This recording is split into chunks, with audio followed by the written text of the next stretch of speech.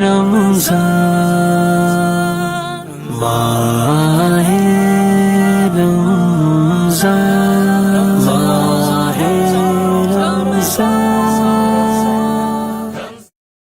ماہ رمضان ماہ رمضان ماہ رمضان نحمده ونصلي ونسلم على رسوله النبي الكريم اهدنا الصراط المستقيم صراط الذين أنعمت عليهم غير المغضوب عليهم ولا الضالين آمين. قال الله تبارك وتعالى في القرآن المجيد إن الله وملائكته يصلون على النبي يا أيها الذين آمنوا صلوا عليه وسلموا تسليما. اللهم صل على سيدنا ومولانا مولانا محمد معظم الجود والكرم وآله وصحبه وبارك وسلم. بحمد اللہ تعالی. اللہ کا شکر ہے کہ جس کریم پروردگار نے آج 25ویں شب میں ہمیں قرآن مجید فرقان حمید کہ نور سے روشن اور منور ہونے کی توفیق عطا فرمائی ہے.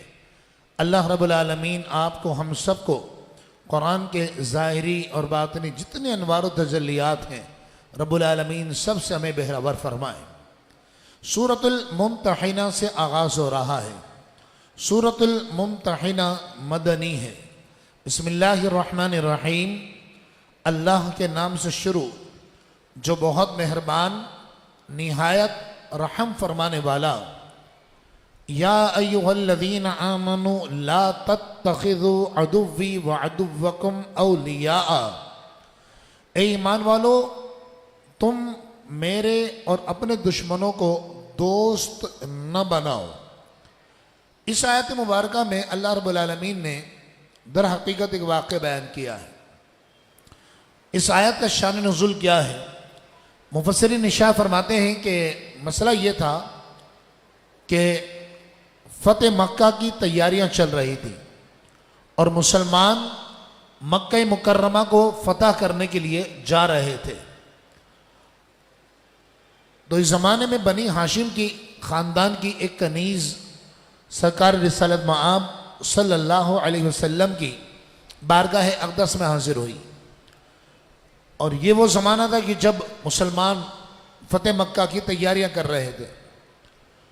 تو حضور کی بارگاہ میں آ کر اس نے اپنی غربت کا اور محتاجی کا ذکر کیا اور کہنے لگی یا رسول اللہ میں بڑی پریشان ہوں، محتاج ہوں. حضور نے اس کو کچھ عنایت کر دیا اور یہ روانہ ہو گئی. اور راستے میں اس کی ایک ملاقات ہوئی. ایک صحابی رسول ہیں حضرت حاطب بن ابی بلتعہ رضی اللہ تعالی عنہ. انہوں نے اس کنیز کو ایک خفیہ خط دیا. اچھا دیکھیں، اس سے پہلے کہ میں کچھ باتیں عرض کروں، جنگ کا ایک اصول بتا دوں. جنگ کا اصول یہ ہے کہ جب آپ جاتے ہیں جنگ کے جہاں آپ کا ہدف ہے، جہاں حملہ کرنا ہے، تو آپ اس کو صیغہ راز میں رکھتے ہیں. یہ اصول ہوتا ہے جنگ کا. تو اب مکہ مکرمہ فتح ہونے جا رہا تھا اور اللہ کے گھر کو کافروں سے بتوں سے آزاد کرنا تھا اور اس بات کو صیغہ راز میں رکھنا تھا تاکہ مکے والے تیار نہ ہو جائیں اور وہ ہوشیار نہ ہو جائیں. چنانچہ مفسرین اشارہ فرماتے ہیں کہ حاطب بن ابی بلتعہ نے خط دیا اور خط میں لکھا کہ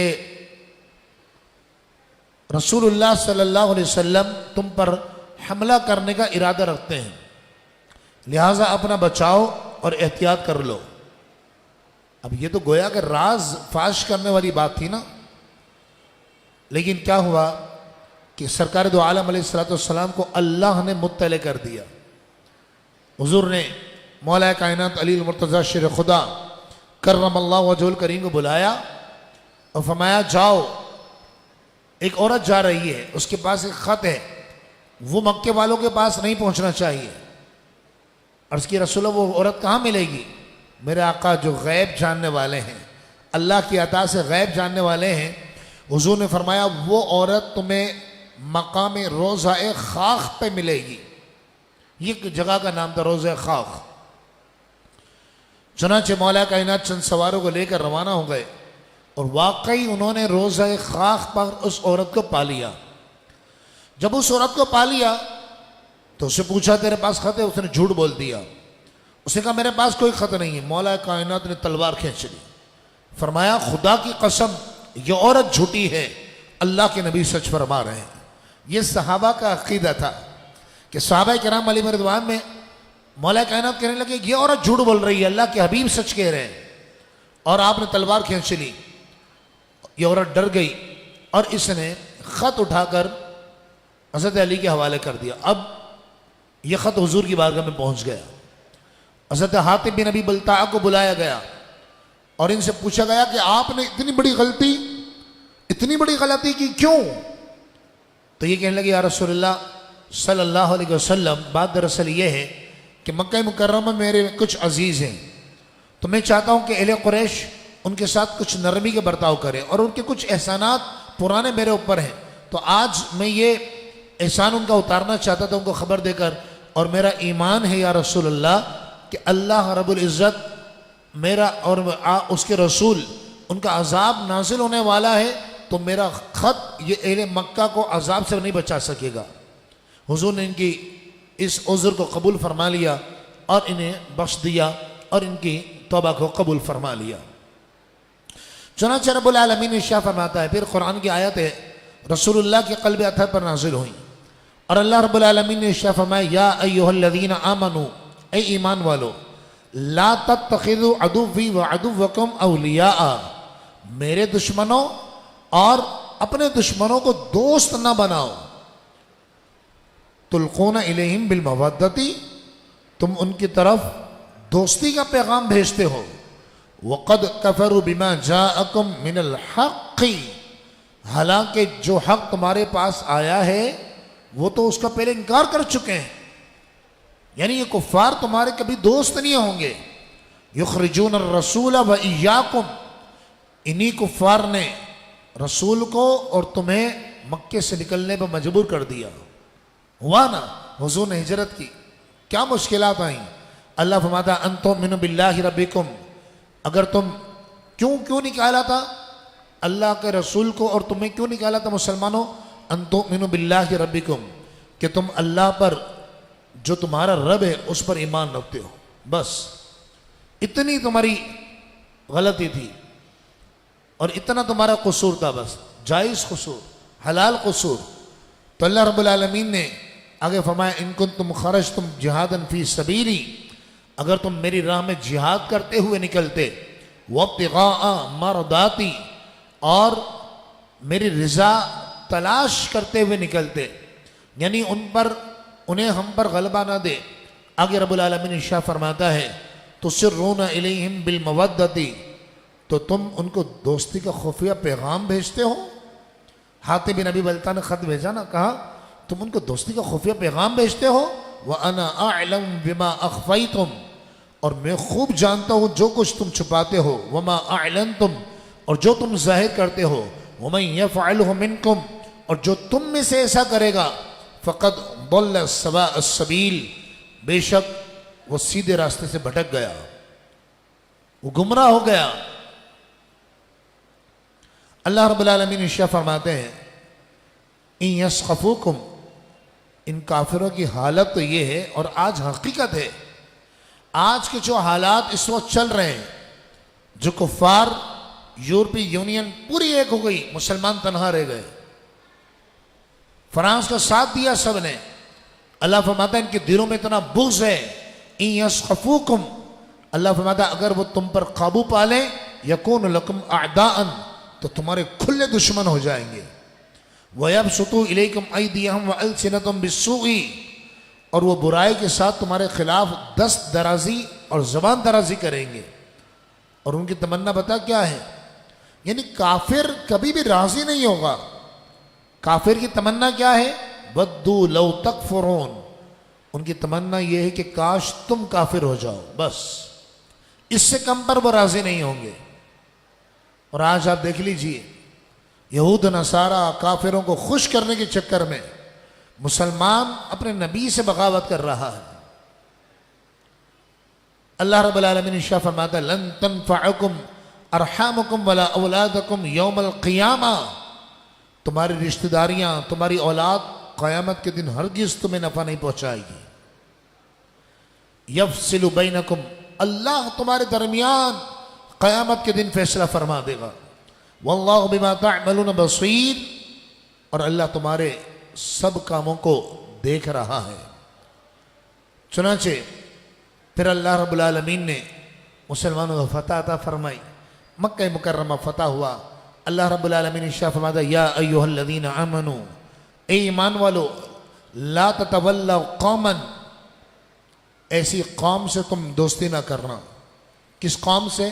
غضب اللہ علیہم، کہ جن پر اللہ کا غضب اترا ہے، یہودیوں سے، نصرانیوں سے، کفار سے، فرمایا ان سے دوستی نہ کرنا۔ کیوں؟ قد یئسوا من الآخرۃ، بے شک یہ آخرت سے مایوس ہو چکے ہیں۔ کیا مطلب؟ مطلب یہ کہ آخرت کا یہ منکر ہے کہ مرنا ہے دنیا میں، دوبارہ قیامت کے دن اٹھنا ہے، اللہ کی بارگاہ میں پیش ہونا ہے۔ فرمایا کس طرح یہ مایوس ہو گئے آخرت سے؟ کما یئس الکفار من اصحاب القبور، جس طرح کہ کافر قبر والوں سے مایوس ہو چکے ہیں۔ اللہ رب العالمین صحابہ کرام علیہم رضوان جو فتح مکہ میں حضور کے شانہ بشانہ تھے اور رسول اللہ کی پیروی کی، اللہ پاک مسلمانوں کو کھویا ہوا وقار عطا فرمائے۔ آمین بجاہ النبی الامین صلی اللہ علیہ وسلم۔ محبت کے ساتھ درود شریف پڑھی، اللہم صلی علی سیدنا مولانا محمد معدن الجود والکرم وآلہ وصحبہ وبارک وسلم، صلاۃ و سلاما علیک یا سیدی یا رسول اللہ صلی اللہ علیہ وسلم۔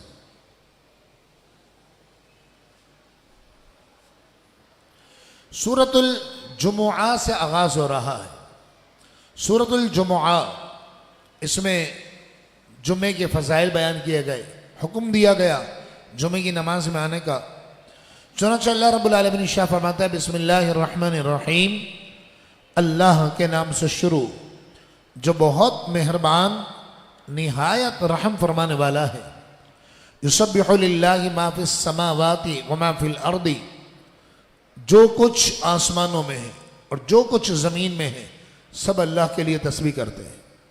کائنات کا ذرہ ذرہ اللہ کی تسبیح بیان کر رہا ہے۔ الملکی، وہ ساری کائنات کا بادشاہ ہے۔ القدوسی، بے حد پاکیزہ ہے۔ العزیز، وہ بہت غالب ہے۔ الحکیم، وہ بڑی حکمتوں والا ہے۔ هو الذی بعث فی الامیین رسولا منہم، وہی ہے کہ جس نے امی لوگوں میں انہی میں سے ایک عظیم رسول بھیجا۔ یتلو علیہم آیاتہ، وہ رسول ان پر اللہ کی آیات تلاوت فرماتے ہیں۔ ویزکیہم، اور انہیں پاکیزہ کرتے ہیں۔ ویعلمہم الکتاب والحکمت، اور انہیں کتاب اور حکمت کی تعلیم عطا فرماتے ہیں۔ وَإِن كَانُوا مِن قَبْلُ لَفِي ضَلَالٍ مُبِينٍ، حالانکہ اس سے پہلے یہ کھلی گمراہی میں تھے۔ یہ رسول اللہ کا عظیم معجزہ ہے کہ صحابہ کرام علیہ رضوان یہ وہ لوگ تھے مسلمان جو اس وقت مسلمان ہوئے کہ جو بتوں کو معبود سمجھے بیٹھے ہوئے تھے، کفر و شرک میں مبتلا تھے، لیکن رسول اللہ کی بارگاہ میں حاضر ہوئے۔ آقا دو جہاں نے وہ تعلیم دی، وہ قرآن کا علم سکھایا کہ آقا دو جہاں کے جب یہ غلام پوری دنیا میں گئے تو بیت المقدس تک انہوں نے اسلام کے جھنڈے گاڑ دیے۔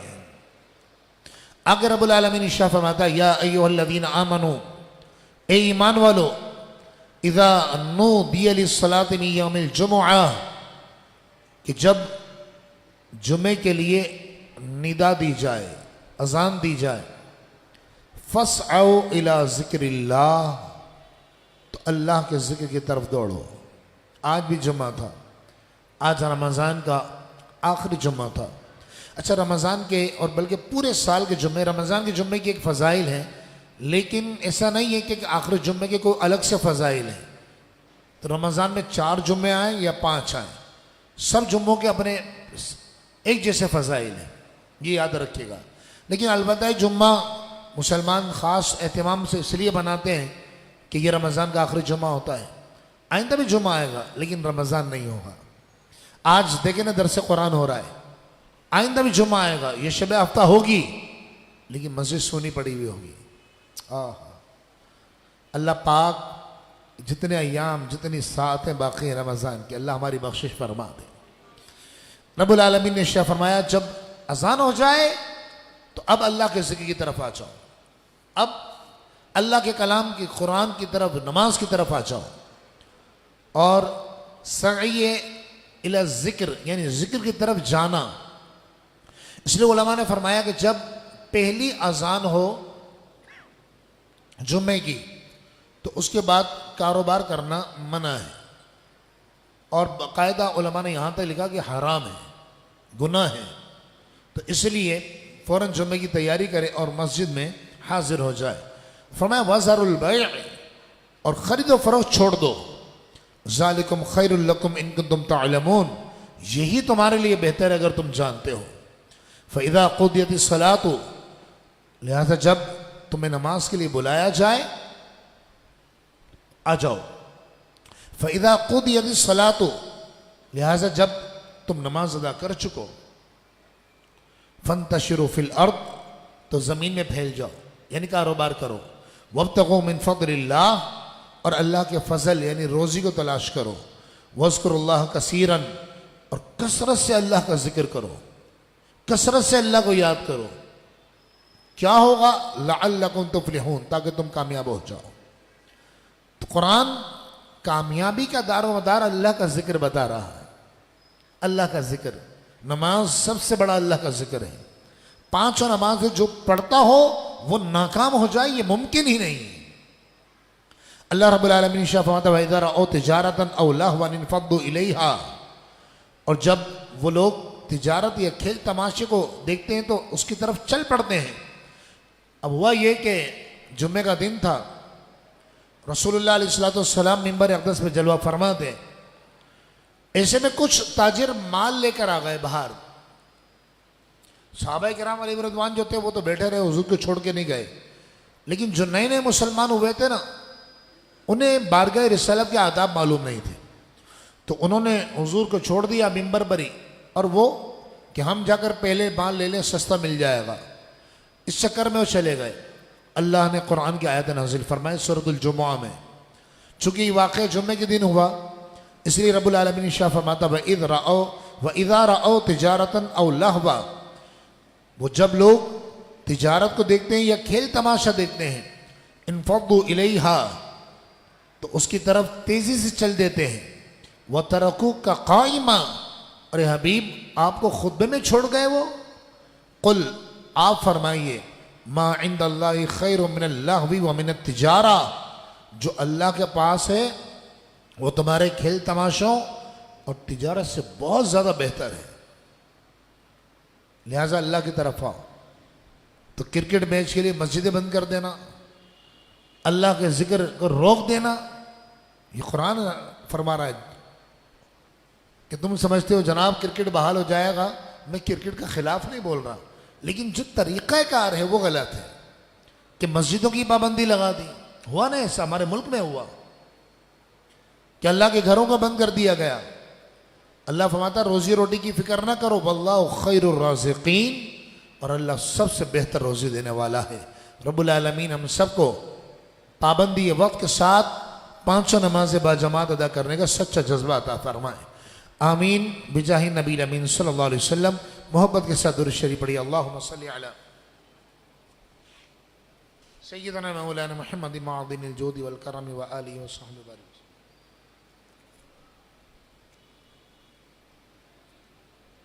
صلاۃ و سلام علیک یا سیدی یا مکی یا مدنی یا عربی یا رسول اللہ صلی اللہ علیہ وسلم۔ سورۃ المنافقون سے آغاز ہو رہا ہے۔ سورہ منافقون مدنی ہے۔ بسم اللہ الرحمن الرحیم، اللہ کے نام سے شروع جو بہت مہربان نہایت رحم فرمانے والا۔ یہ منافقین کون تھے؟ منافقین وہ تھے کہ جو مسلمانوں سے ملتے تو کہتے ہم تمہارے ساتھ ہیں، اور کفار سے ملتے تو کہتے ہم تمہارے ساتھ ہیں، نہ ادھر کے نہ ادھر کے۔ اللہ رب العالمین نے ارشاد فرمایا اذا جاءک المنافقون، اے حبیب جب یہ منافق آپ کے پاس آتے ہیں، قالوا نشہد انک لرسول اللہ، وہ کہتے ہیں ہم گواہی دیتے ہیں کہ بے شک آپ اللہ کے رسول ہیں، واللہ یعلم انک لرسول، اے حبیب اللہ کو معلوم ہے کہ بے شک آپ اللہ کے رسول ہیں، واللہ یشہد، لیکن محبوب اللہ گواہی دے رہا ہے۔ کیا گواہی دے رہا ہے؟ ان المنافقین لکاذبون، بے شک منافق جھوٹ بول رہے ہیں، جھوٹے ہیں، یہ بات سچی کر رہے ہیں لیکن جو بات کر رہے ہیں وہ ان کے دل کے اندر نہیں ہے۔ اللہ رب العالمین ارشاد فرماتا ہے وہ یہ کہ حضور علیہ الصلوۃ والسلام ایک غزوے سے واپس تشریف لا رہے تھے، تو ایک منافق تھا، بلکہ اس کو رئیس المنافقین کہا گیا، یعنی منافقوں کا بھی سردار، عبداللہ بن ابی اس کا نام تھا۔ تو عبداللہ بن ابی جو ہے یہ حضور علیہ الصلوۃ والسلام کی شان میں اس نے بڑی بے ادبی والی اور گستاخانہ باتیں کی، اور یہ کہنے لگا کہ ہم مدینہ طیبہ پہنچ کر عزت والوں کو ذلیل کر کے نکال دیں گے، نعوذ باللہ۔ اچھا وجہ کیا تھی؟ وجہ یہ تھی کہ جب حضور علیہ الصلوۃ والسلام تشریف نہیں لائے تھے مدینہ طیبہ، تو عبداللہ بن ابی کو مدینہ کا سردار بنایا جا رہا تھا اور اس کی تاج پوشی کی جانی تھی، اور تاج ایک سنار کے پاس تیار ہو رہا تھا۔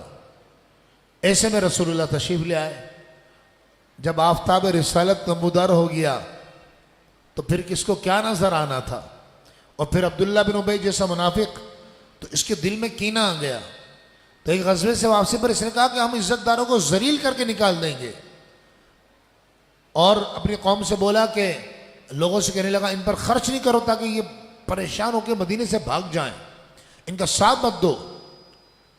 تو یہ انصاری صحابی حضرت زید بن ارقم، یہ بھی مدینے کے رہنے والے تھے، تو زید بن ارقم نے یہ بات سن لی، یہ بڑے سچے صحابی رسول تھے، تو زید بن ارقم نے سنا، بعد میں انہوں نے رسول اللہ کو بتایا، پہلے فوراً دفاع کیا ناموس مصطفیٰ کا، ناموس رسالت دفاع کیا، کہا اے عبداللہ بن ابی خدا کی قسم تو ذلیل ابن ذلیل ہے، اور رسول اللہ تو وہ عزت والے ہیں کہ اللہ نے ان کے سر پر معراج کا تاج رکھا ہے، اور اللہ نے انہیں قوت اور طاقت عطا فرمائی ہے۔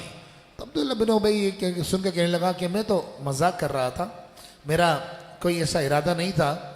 اب یہ باتیں کرنے لگے، اللہ رب العالمین نے قرآن میں آیت نازل فرما دی۔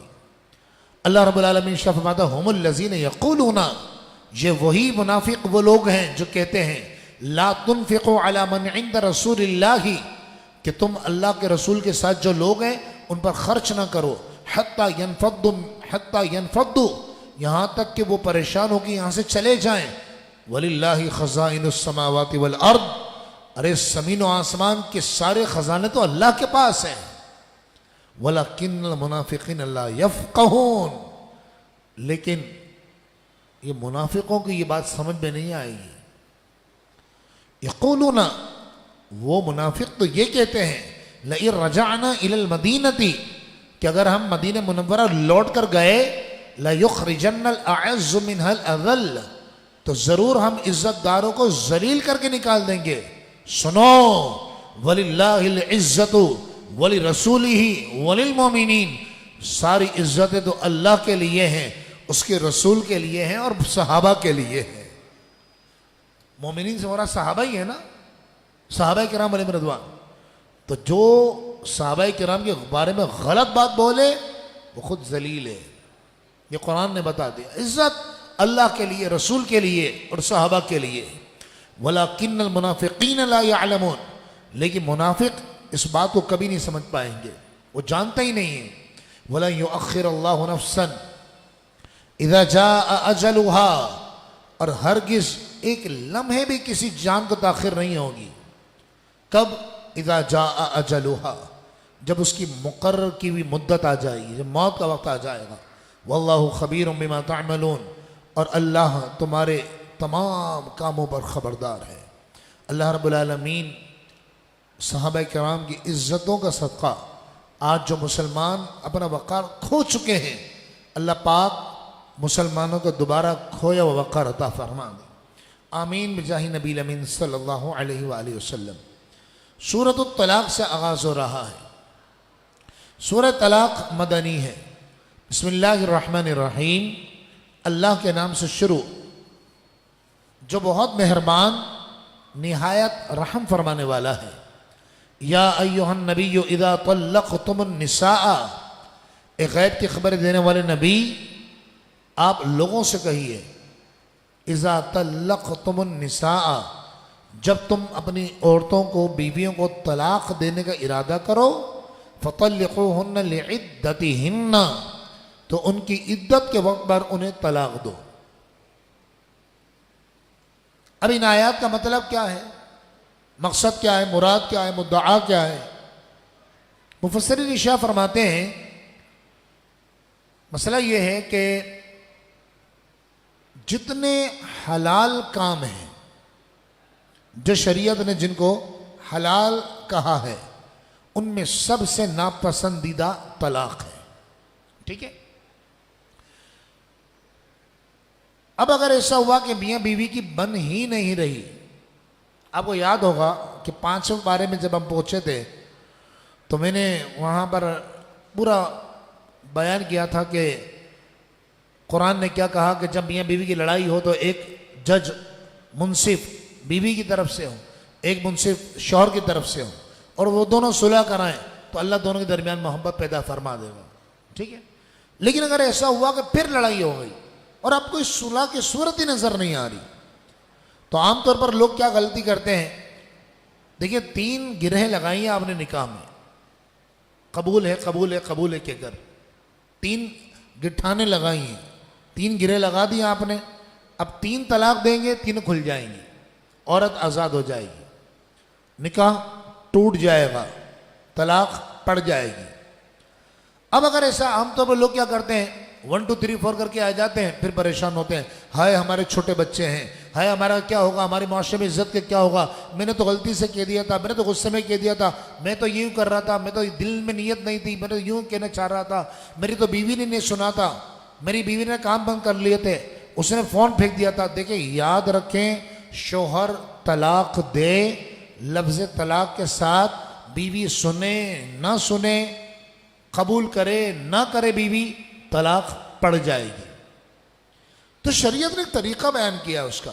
آج اس وقت جتنے جو مرد حضرات ہیں جو شادی شدہ ہیں یا مستقبل میں عید کے بعد جن کی شادیاں یا آئندہ کبھی شادیاں کرنے کا ارادہ ہے، وہ بہت غور سے سنیں۔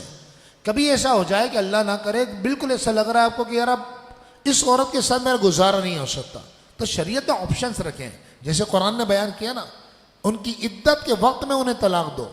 کیا مطلب؟ یعنی ایک طلاق دو، ایک طلاق دے کے چھوڑ دو، اور پاکی کی حالت میں۔ دیکھیں یاد رکھیں، عورت حاملہ ہو، عورت بے ہوش ہو، عورت حیض سے ہو، عورت نفاس میں ہو، کسی بھی حالت میں ہو، شوہر طلاق دے گا، طلاق پڑ جائے گی۔ ایسا کہیں نہیں لکھا ہے کہ جناب وہ حالت حمل میں ہو تو طلاق نہیں ہو۔ یہ وہ عورت نے سنا ہی نہیں تھا، اس نے کال کاٹ دی اور شوہر بول چکا ہے 3 مرتبہ، طلاق پڑ جائے گی۔ تو اس کا طریقہ شریعت نے بیان کیا کہ جب پاکی کے ایام میں، دیکھو طلاقیں ہوتی ہیں غصے میں، کبھی کوئی محبت میں طلاق دیتا ہے کہ شادی کی اینیورسری آئے تو اس نے گفٹ میں طلاق دے دی بیوی کو، کبھی ایسا نہیں ہوتا۔ ایسا نہیں، یہ بات نہیں، حقیقت ہے، طلاقیں ہوتی ہیں غصے میں، تو غصے کے وقت مرد کو اپنا غصہ کنٹرول رکھنا چاہیے۔ تو شریعت نے ایک طریقہ یہ بتایا کہ ایک طلاق دے کے چھوڑ دو۔ اب 3 مہینے ہیں، یعنی 3 حیض، وہ عدت گزار لے۔ 3 مہینے میں اگر سمجھ میں آ جائے تو کوئی مسئلہ نہیں ہے، کوئی ایشو نہیں ہے، رجوع کر لیں بغیر نکاح کے 3 مہینے کے اندر اندر، 3 حیض کے اندر اندر۔ اور غلطی کا احساس ہو ہی جاتا ہے، اب صرف 2 آپشن باقی رہ گئے ہیں، لہٰذا اب احتیاط کریں۔ یہی بات قرآن نے بیان کی کہ پاکی کے ایام میں طلاق دو، اگر دینی ہے تو اول تو منع ہے۔ سنیے قرآن کیا فرماتا ہے، یا ایھا النبی، اے غیب کی خبریں دینے والے نبی، اذا طلقتم النساء، جب تم اپنی بیویوں کو طلاق دو، آپ لوگوں سے کہیے کہ جب تم لوگوں بیویوں کو طلاق دو، فطلقوہن لعدتہن، تو ان کی عدت کے وقت پر انہیں طلاق دو، وَأَحْصُوا الْعِدَّةَ، ہاں اور عدت کا بھی شمار رکھو، وَاتَّقُوا اللَّهَ رَبَّكُمْ، اور اللہ سے ڈرو جو تمہارا رب ہے۔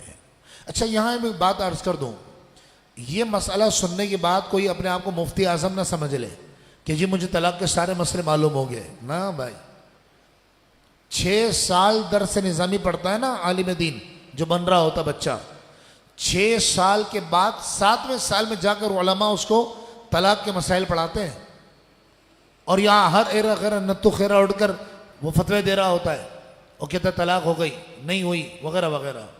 لہٰذا اللہ نہ کرے خاکم بدہن کبھی ایسی صورتحال کسی خاندان میں گھر میں پیش آئے تو مستند عالم دین قابل مفتی سے آپ جا کے سوال کریں، ہر ایرا غیر نتو خیرہ پپو پان والی کی دکان پہ کھڑو کے مسئلہ نہ پوچھ لیں، یہ یاد رکھیے گا۔ اس لیے کہ یہ طلاق کا مسئلہ ہے، 2 جسموں کی جدائی نہیں، 2 خاندانوں کا مسئلہ ہے، 2 نسلوں کا مسئلہ ہے، بچے برباد ہو جاتے ہیں۔ خدا را غصے کے وقت اپنی زبان کو کنٹرول رکھیں۔ سورۃ البقرہ میں بیوہ عورت کی عدت بیان کی گئی تھی، یاد ہے آپ کو؟ میں نے کہا تھا 28ویں پارے میں اس کا ذکر آئے گا، آج آ رہا ہے۔ بیوہ عورت کی عدت 4 اشہر و 10، قرآن نے فرمایا 4 مہینے 10 دن ہیں۔ لیکن جو عورت ایسی عورت جس کو طلاق ہو گئی، اب 2-3 صورتیں قرآن نے بیان کی ہیں، یا تو وہ حاملہ ہے کہ جس کو حیض آتا ہی نہیں، یاد رکھیں مطلقہ عورت کی عدت مہینوں سے نہیں ہے، حیض سے ہے۔ حیض جب 3 حیض آ جائیں گے، یعنی ایک عورت ہے جس کو بہت مہینوں میں حیض آتا ہے، 4 مہینے کے فاصلے سے آتا ہے، 3 مہینے کے ڈیٹ عمر بڑھ جاتی ہے تو ڈیٹ آگے پیچھے ہو جاتی ہیں، تو فرمایا چاہے 3 سال میں اس کو حیض آئے، 3 سال میں اس کی عدت ختم ہوگی، 3 مہینے میں آئے یا 6 مہینے میں آئے یا 9 مہینے میں۔ لیکن ایسی عورت ہے کہ جو 50 سے عام طور پر اوپر ہو جاتی خواتین تو وہ سلسلہ منقطع ہو جاتا ہے، تو قرآن نے فرمایا پھر ان کی عدت یہ ہے کہ وہ 3 مہینے عدت کر لے، ان کی عدت پوری ہو جائے گی۔ یا حاملہ عورت ہے تو اس کی عدت یہ ہے کہ اس کو تو حیض تو آتا ہے لیکن ظاہر ابھی حمل ہے، ابھی نہیں آئے گا، تو فرمایا جب تک بچے کی ولادت نہ ہو اس کی عدت جاری رہے گی، بچے کی ولادت ہو گئی عدت ختم ہو جائے گی، چاہے شوہر کا انتقال ہو یا طلاق یافتہ ہو۔ چنانچہ اس سے معلوم ہوا کہ مطلقہ عورت کو، حاملہ عورت کو بھی طلاق ہو جاتی ہے، جبھی تو قرآن نے عدت بیان کی ہے۔ اللہ رب العالمین ارشاد فرماتا ہے واللائی یئسن من المحیض من نسائکم، اور تمہاری عورتوں میں سے جو حیض سے مایوس ہو چکی ہیں، سن ایاس کو پہنچ چکی ہیں، 60 سال 65 سال عمر ہو چکی ہے اور ان کو طلاق ہو جائے، ان تب تم، اگر تمہیں شبہ ہو، فعدتہن 3 اشہر، تو ان کی عدت 3 مہینے ہیں۔ واللائی لم یحضن، اور وہ عورتیں جنہیں حیض آیا ہی نہیں، ہمیشہ پاک رہیں، فرمایا ان کی عدت بھی 3 مہینے ہیں۔ وَأُولَاتُ الْأَحْمَالِ أَجَلُهُنَّ، اور حاملہ عورت کی عدت أَن يَضَعْنَ حَمْلَهُنَّ، جب تک بچے کی ولادت نہ ہو۔ بچے کی ولادت ہو گئی، چاہے شوہر نے بچے کی ولادت سے 1 ہفتہ پہلے طلاق دی ہو، بس 1 ہفتے بعد اس کی عدت ختم ہو جائے گی۔ وَمَن يَتَّقِ اللَّهَ، اور جو اللہ سے ڈرتا ہے، يَجْعَلْ لَهُ مِنْ أَمْرِهِ يُسْرًا، اللہ اس کے لیے اس کے کام میں آسانی فرما دے گا۔ دوبارہ سنیے کتنی پیاری بات بولی اللہ، فرمائی اللہ رب العالمین نے، فرمایا وَمَن يَتَّقِ اللَّهَ، اور جو اللہ سے ڈرتا ہے، يَجْعَلْ لَهُ مِنْ أَمْرِهِ يُسْرًا، اللہ اس کے لیے اس کے کام میں آسانی عطا فرما دے گا۔ وَأَنَّ اللَّهَ قَدْ أَحَاطَ بِكُلِّ شَيْءٍ عِلْمًا، اور بے شک اللہ رب العالمین نے اپنے علم کے ذریعے ہر چیز کو گھیرا ہوا ہے۔ کل انشاءاللہ تفسیر قرآن میں، کل 26ویں شب امیر اہل سنت کی ولادت با سعادت کی رات ہے۔ اللہ پاک امیر اہل سنت کا سایہ عافیت کے ساتھ ہمارے سروں پر قائم و دائم فرمائے۔ کل انشاءاللہ میں کوشش کروں گا کہ 2 بجے آ جاؤں. صحیح ہے انشاءاللہ. تو کل ہم انشاءاللہ 29واں پارہ مکمل کر دیں گے اور کل سورہ ملک کی تفسیر بھی ہوگی اور کل انشاءاللہ سورہ جن کی تفسیر بھی ہوگی انشاءاللہ. میں کچھ وظائف بھی آپ کی خدمت میں عرض کروں گا. اللہ رب العالمین ہم سب کو قرآن مجید فقان حمید کے انوار و تجلیات سے مالا مال فرمائے. یا ارحم الراحمین یا رحمان یا رحیم. اے خالق مالک قرآن کا صدقہ ہمارے دلوں کو روشن اور منور فرما دے. قرآن کا صدقہ ظاہر کو روشن کر دے, باطن کو روشن کر دے. قرآن کا صدقہ یا رحمان یا رحیم یا حنان یا منان یا دیان یا سلطان یا سبحان.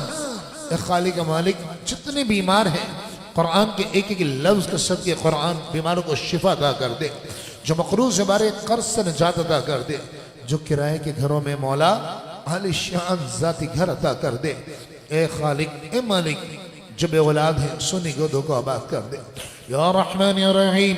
اے خالق مالک ہم سب کی دعاؤں کو قبول و مقبول فرما.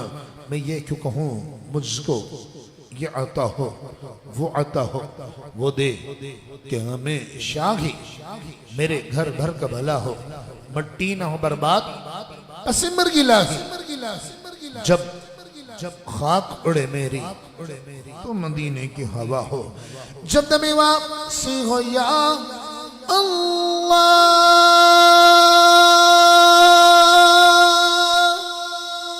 لب لا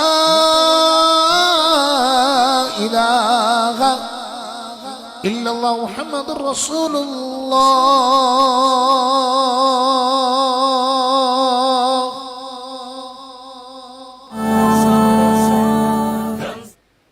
ماہ رمضان ماہ رمضان ماہ رمضان ماہ رمضان